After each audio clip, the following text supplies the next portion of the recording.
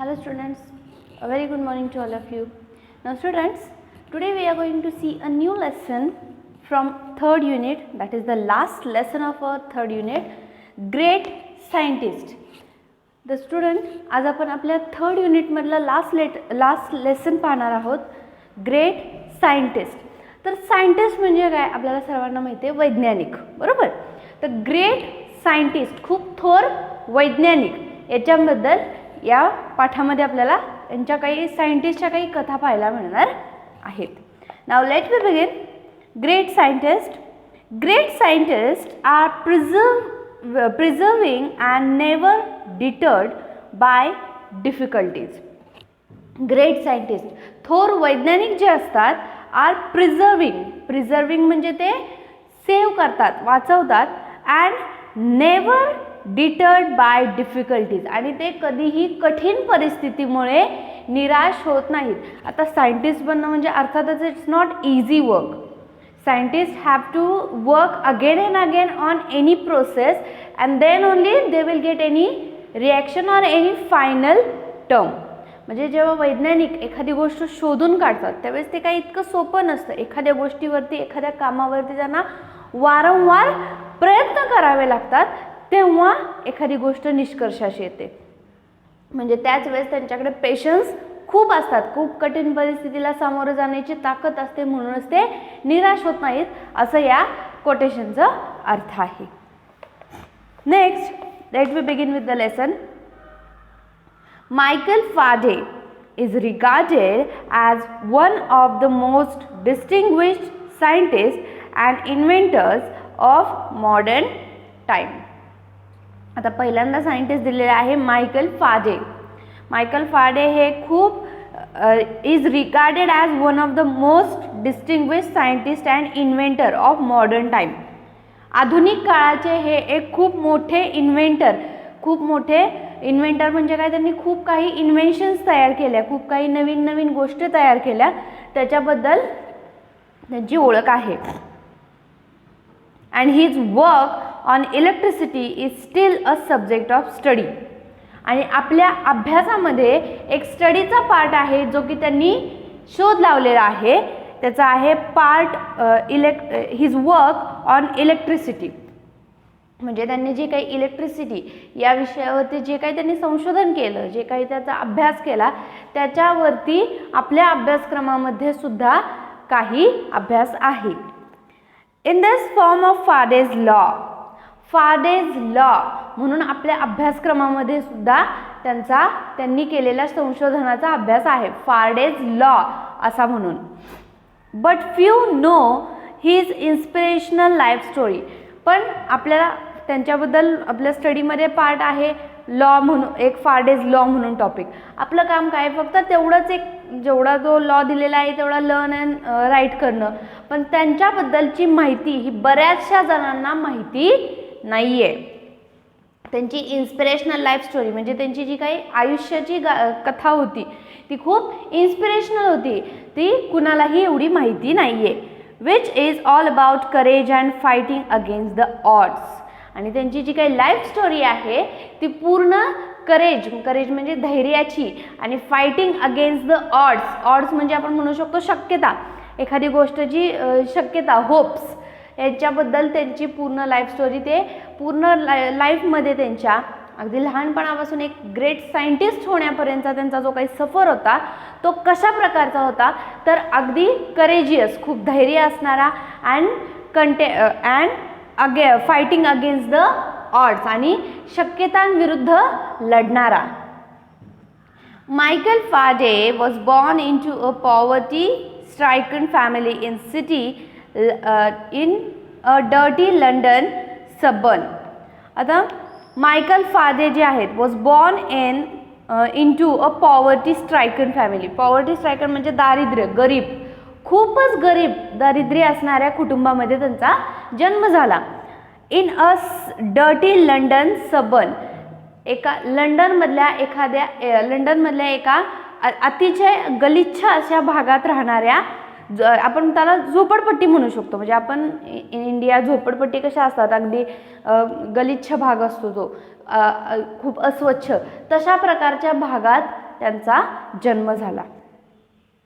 He suffered from a speech defect as a child.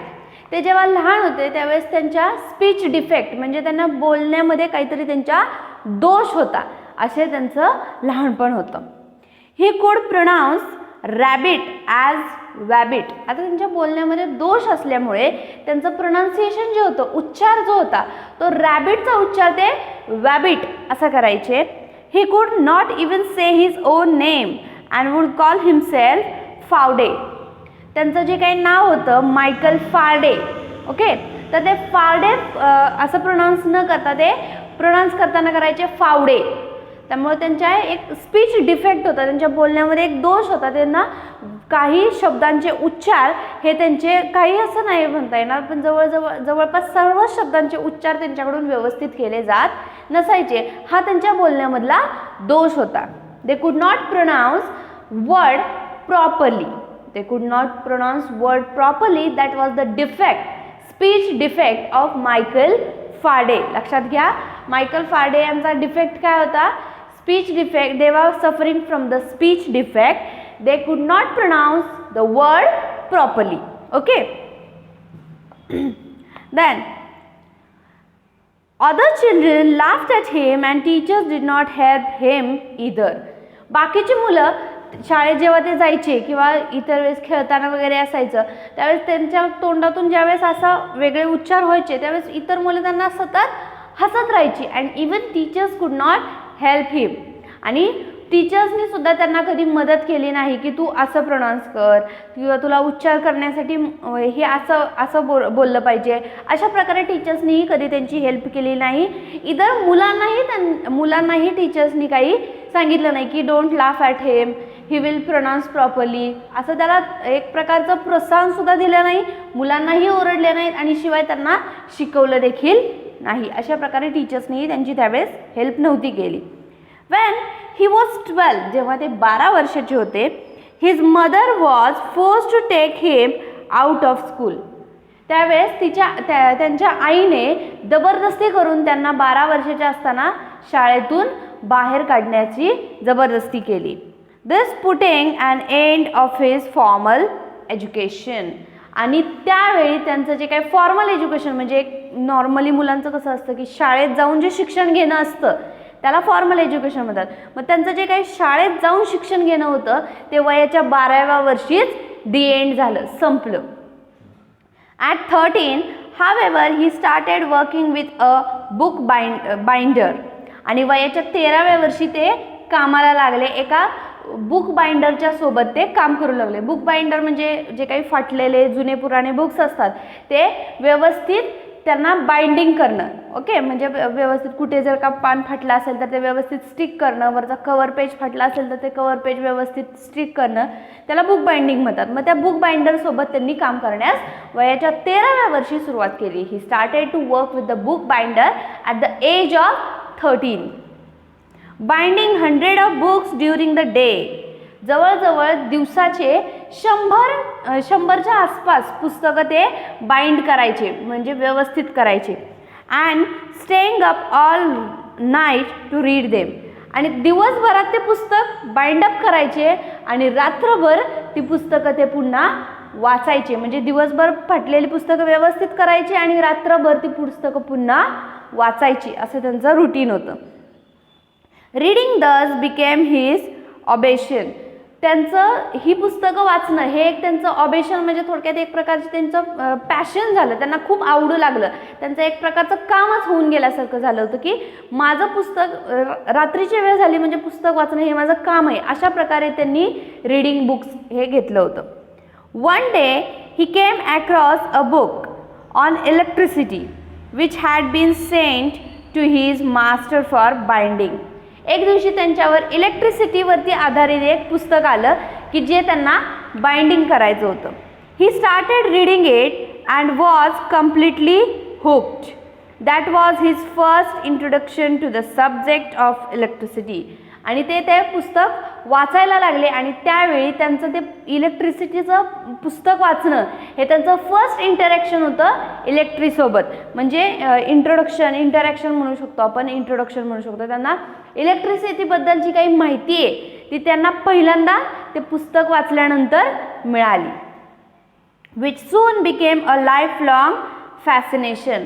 आणि लवकरच त्यांचं इलेक्ट्रिसिटीचं ते पुस्तक वाचल्यामुळे त्यांना इलेक्ट्रिसिटीबद्दलची माहिती मिळाली आणि तिथून पुढं ते इलेक्ट्रिसिटीवरतीच त्यांनी काम केलं ॲज अ सायंटिस्ट म्हणून.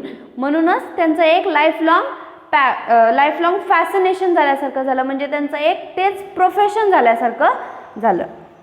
Father was steel poor at 21.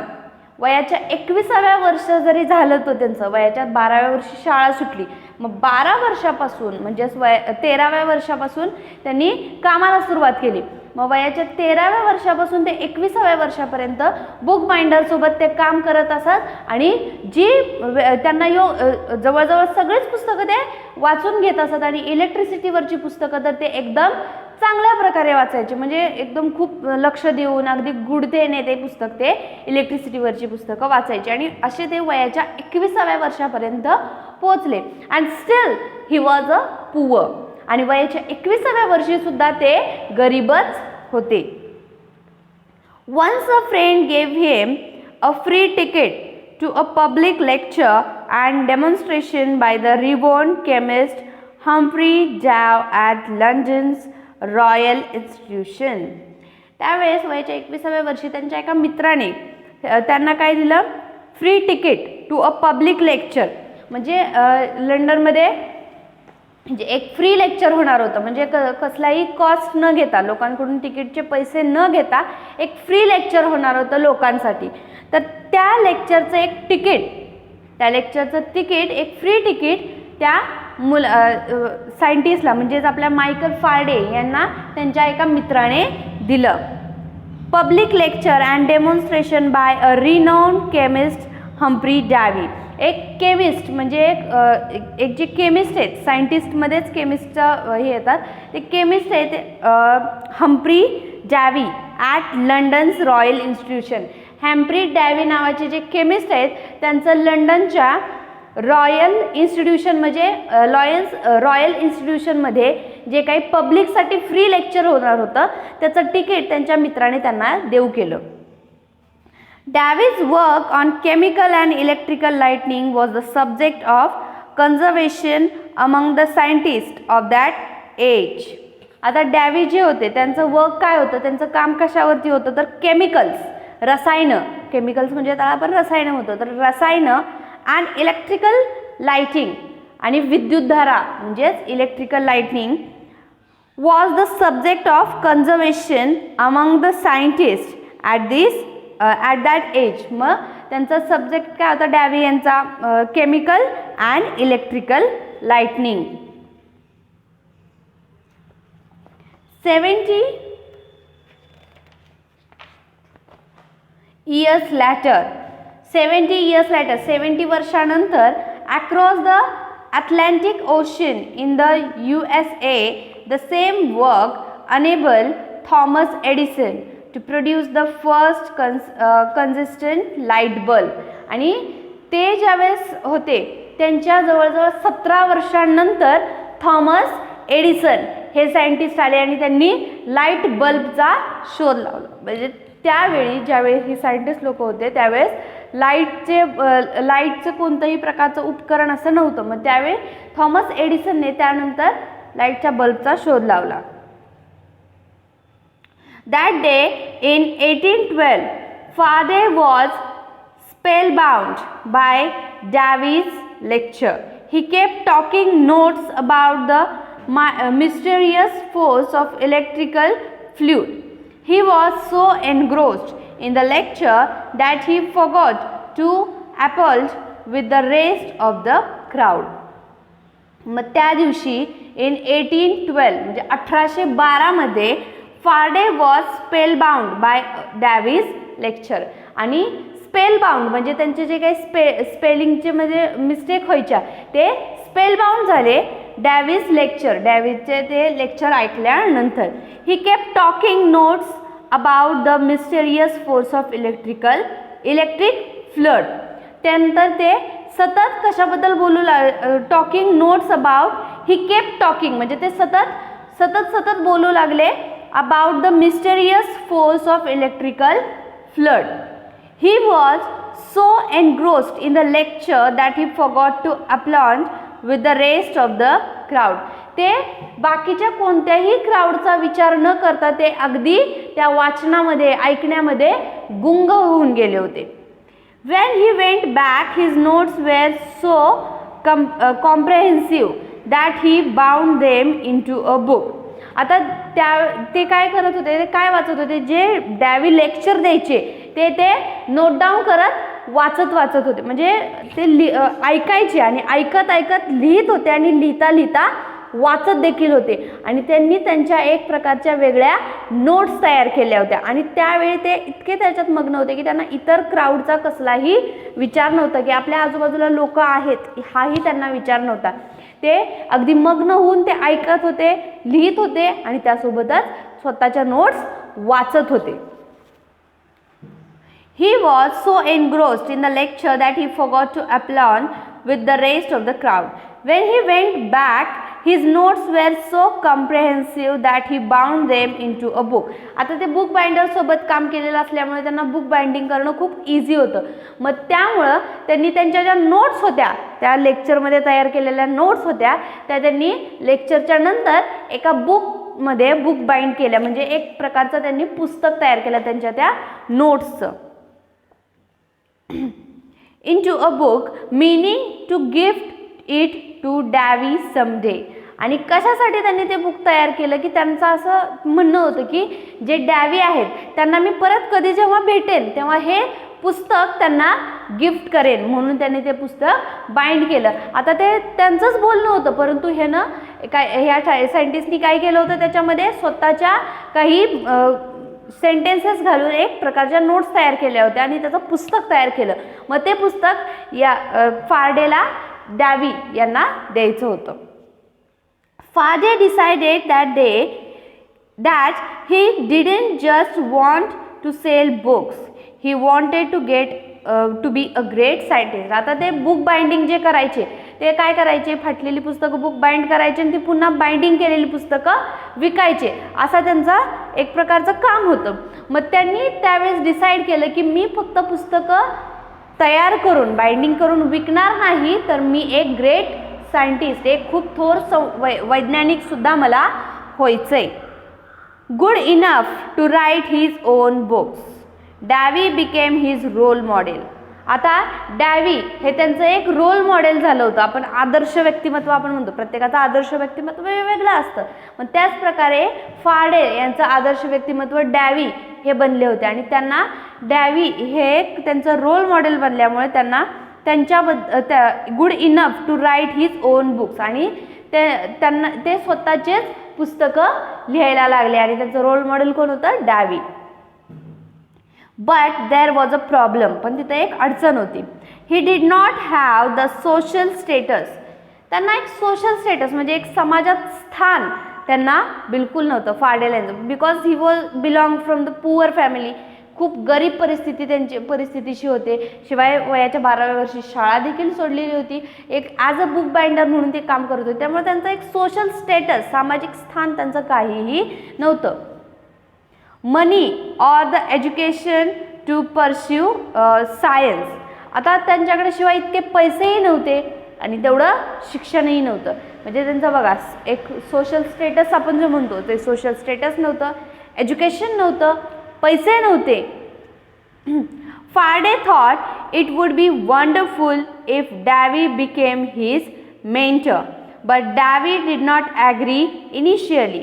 फारडे was not dejected, he just kept trying. त्यांना असं money or the education to pursue science. Faraday thought it would be wonderful if Davy became his mentor. आता त्यांना असं वाटलं की हे चांगलं होईल की जर डॅव्ही त्यांचे एक मेंटर बनले, म्हणजे त्यांना डॅव्ही यांनी हेल्प केली त्यांचं एक सोशल स्टेटस बनवण्यासाठी, तर ते खूप खूप इझी जाईल. But Davy did not agree initially. आणि ते डॅवी त्यांना मदत करण्यासाठी बिलकुलही तयार झाले नाहीत. फारडे वॉज नॉट डिजेक्टेड. पण तरीसुद्धा फारडे यांनी आपले होप्स सोडले नाहीत. ही जस्ट केप ट्राईंग. ते प्रयत्न करत राहिले. बाबा आता डॅवी यांनी मला रिजेक्ट केलेले आहे, ते काय they would not help me, मग आता मी नाही सायंटिस्ट बनत, असे त्यांनी होप्स बिलकुलही सोडले नाहीत. दे कीप्ड ऑन ट्राईंग. ते सतत प्रयत्न करत राहिले. Destiny had a strange plan in store of him. Destiny म्हणजे नशीब. नशिबाने एक प्रकारचं त्यांच्याबद्दल प्लॅन करून ठेवलेला होता already. A few years later. काही वर्षानंतर a chemical explosion happen inside Davy's lab. डॅवीचं जे सायंटिस्ट लॅब होतं, सायन्स लॅब होतं, त्या सायन्स लॅबमध्ये केमिकल एक्सप्लोजन झालं. And he was temporarily blinded. आणि त्या केमिकल एक्सप्लोजनमुळं डॅवी हे थोड्या काळासाठी अंध झाले होते. He now needed an assistant with an excellent memory to help him. आता डॅवी यांना त्यांच्या लॅबमध्ये एक प्रॉपर असिस्टंट पाहिजे होता की जे त्यांची हेल्प करेल आणि त्याची मेमरी खूप शार्प असेल, म्हणजे खूप हुशार, अगदी शार्प ब्रेनचा त्यांना एक असिस्टंट हवा होता त्यांच्या हेल्पसाठी त्यांच्या लॅबमध्ये. Why? Because they are now blind because of chemical explosion. Davy त्यांच्या लॅबमध्ये झालेल्या केमिकलच्या रसायनांच्या एक्सप्लोजनमुळं अंध झाले होते, टेम्पररी ब्लाइंड. ओके, मग त्यामुळे त्यांना एक असिस्टंटची गरज होती. He was reminded of Faraday and decided to hire him as his secretary. आता त्यांना फारडे आठवले आणि त्यांना असं वाटलं की मी माझं ॲज अ सेक्रेटरी म्हणून फारडे यांना नक्कीच घेऊ शकतो. त्याची खूप बुद्धी हुशार आहे, शिवाय तो तल्लग आहे, शिवाय he is capable for my assistant. मग तो एक प्रकारचा सक्षम आहे माझा असिस्टंट बनण्यासाठी, म्हणून त्यांना फारडे हे आठवले. डॅवी नेवर बिलीव्ड फारडे कुड do anything in the field of science going by his social status and education. आता डॅवी यांना असं बिलकुलही वाटलं नव्हतं की फारडे कुड do anything in the field of science. Science म्हणजे विज्ञानाच्या फील्डमध्ये फारडे हे खूप काहीतरी करू शकतील असं डॅवी यांना बिलकुलही वाटलं नव्हतं. Going by his social status and education. त्यांच्या सायन्समध्ये काम करण्यासाठी त्यांच्या सोशल स्टेटस आणि शिक्षण नसताना आणि सोशल स्टेटस नसताना सायन्समध्ये काम करण्यासाठी ते खरंच काहीही करू शकतात असं डॅवी यांना बिलकुलही वाटलं नव्हतं. He therefore dismissed Faraday's aspiration and advise him to stick to book binding. आणि त्यानंतर थोड्या दिवसानंतर त्यांनी फारडे यांना पुन्हा एकदा कामावरून काढून टाकलं. त्यांनी असिस्टंट म्हणून ठेवलं होतं, परंतु काही वेळानंतर त्यांनी पुन्हा त्यांना काढून टाकलं आणि पुन्हा स्टिक टू बुक बाइंडिंग. त्यांनी पुन्हा सांगितलं की तू बुक बाइंडिंगचंच काम कर. But Faraday was relentless. He work day and night and learned as much as he could about डॅवीज experiments.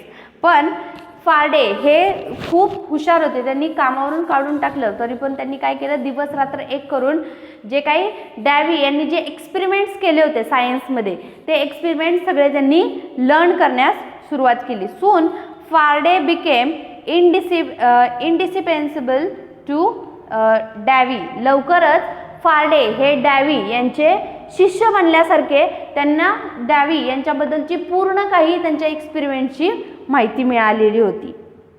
And was promoted to his lab assistant. आणि त्यांना पूर्ण ते सगळी माहिती मिळाल्यामुळे आता त्यांना ॲज अ लॅब असिस्टंट म्हणून पुन्हा त्यांच्याकडे पूर्ण काही माहिती होती. आता आधी ज्यावेळेस त्यांनी अपॉइंट केलं होतं त्यावेळेस ते हुशार होते, परंतु त्यांना शिक्षण आणि सोशल स्टेटस नसल्यामुळे त्यांना सायन्स त्यांच्या डॅवी यांचे जे काही सायन्स एक्सपेरिमेंट्स होते त्याच्याबद्दल फारशी काहीही माहिती नव्हती, म्हणून त्यांना कामावरून काढून टाकलं होतं आणि पुन्हा बुक बाइंडरचं काम कर म्हणून सांगितलं गेलं होतं. मग त्यावेळी त्या बुक बाइंडरचं काम करत असताना त्यांनी डॅवी यांचे जे काही एक्सपेरिमेंट्स होते त्याच्याबद्दल पूर्ण अभ्यास केला, पूर्ण माहिती काढली आणि पुन्हा ते डॅवी यांचे लॅब असिस्टंट म्हणून ते कामाला लागले.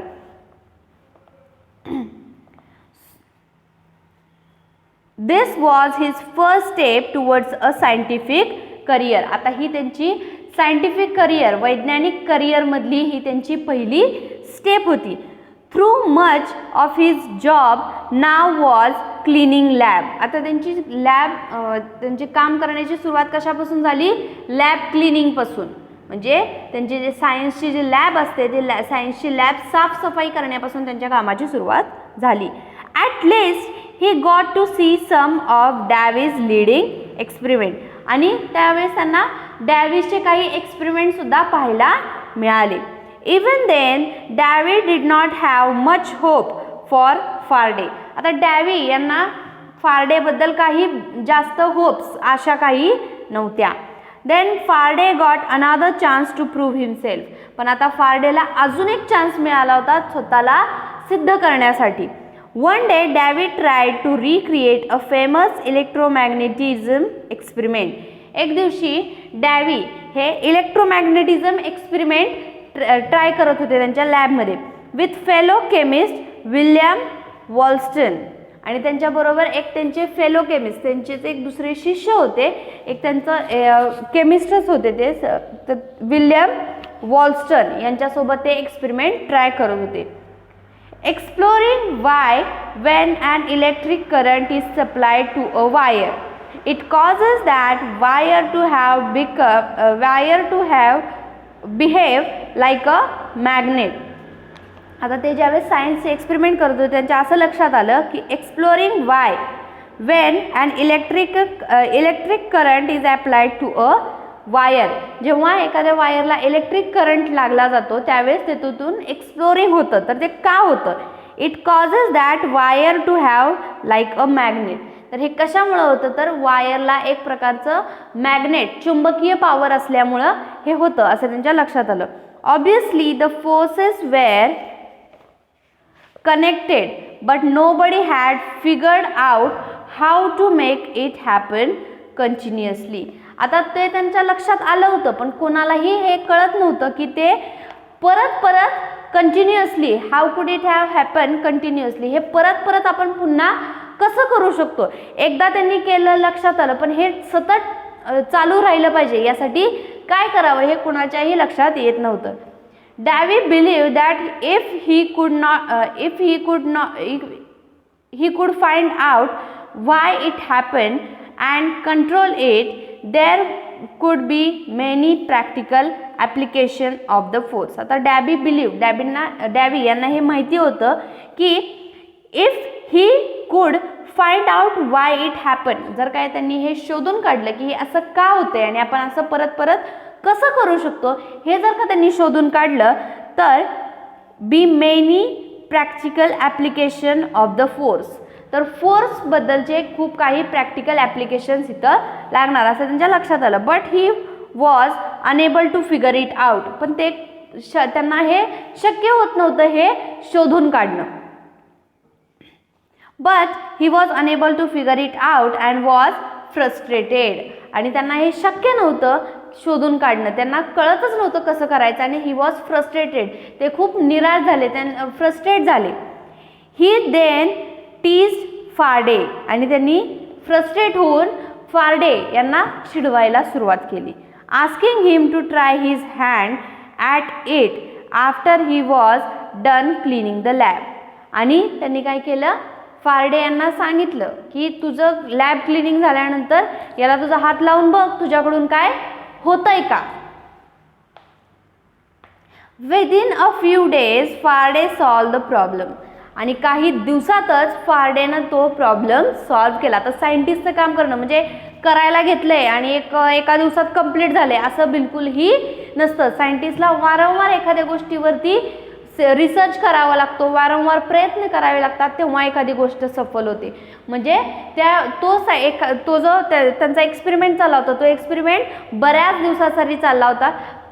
डॅवी हे स्वतः बरेच दिवस काम करून झाल्यानंतर फ्रस्ट्रेट झाले आणि फारडे यांना त्याच्यावरती काम करण्यास सांगितलं आणि फारडे यांनी सुद्धा बऱ्याच दिवसांनी काम केल्यानंतर त्यांना यश मिळालं आणि त्यांनी तो प्रॉब्लेम सॉल्व्ह केला. In fact he went further and the result was the first induction motor.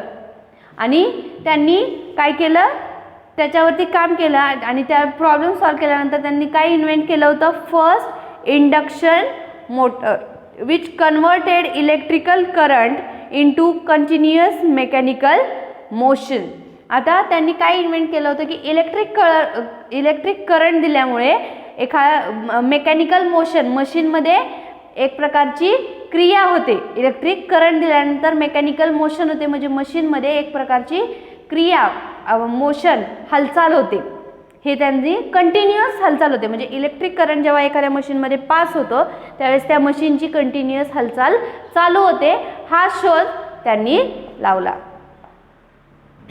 The induction motor spurred a revolution fans air conditioning sewing machine. आता त्यांनी जे काही शोध लावला होता तो शोध कशामध्ये आला बघा, फॅन सुद्धा एक इलेक्ट्रिक वस्तू आहे की ज्याच्यामध्ये इलेक्ट्रिक वस्तू आहे, परंतु ती एक प्रकारची मशीन आहे आणि ज्यावेळेस त्या मशीनमध्ये इलेक्ट्रिक करंट पास होतो त्यावेळेस त्याची कंटिन्युअस मोशन तयार होते.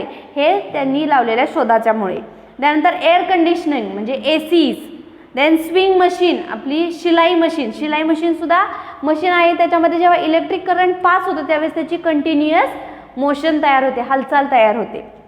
फोटोग्राफ्स म्हणजे camera, power tools, cars and even train and aeroplane engine grew out to this simple device which was born out of mockery directed at Faraday. आणि ही जी काही electric मोशनची जे काही इन्व्हेन्शन आहे ते फारडे यांच्यामुळे झालं. म्हणजे आज आपण ज्या काही मशिनरीज वापरतो, इलेक्ट्रिक मशिनरीज वापरतो की ज्याच्यामुळे आपण इलेक्ट्रिक करंट त्याच्यामध्ये पास केल्यानंतर प्रत्येक वस्तूला एक प्रकारची कंटिन्युअस मोशन क्रिया चालू होते, हालचाल चालू होते कंटिन्युअस. मग ती या फारडे यांनी तयार केलेल्या एक इलेक्ट्रिक इन्व्हेन्शन, ज्यांचं जे काही इन्व्हेन्शन होतं त्याच्यामुळे आपल्या इलेक्ट्रिक वस्तूंमध्ये प्रत्येक मशीन बसवले गेले की त्याच्यामुळेच आपल्या इलेक्ट्रिक वस्तू इलेक्ट्रिक करंट पास झाल्यानंतर मूव्स होतात. Now remaining lesson we will see in the next day. Thank you.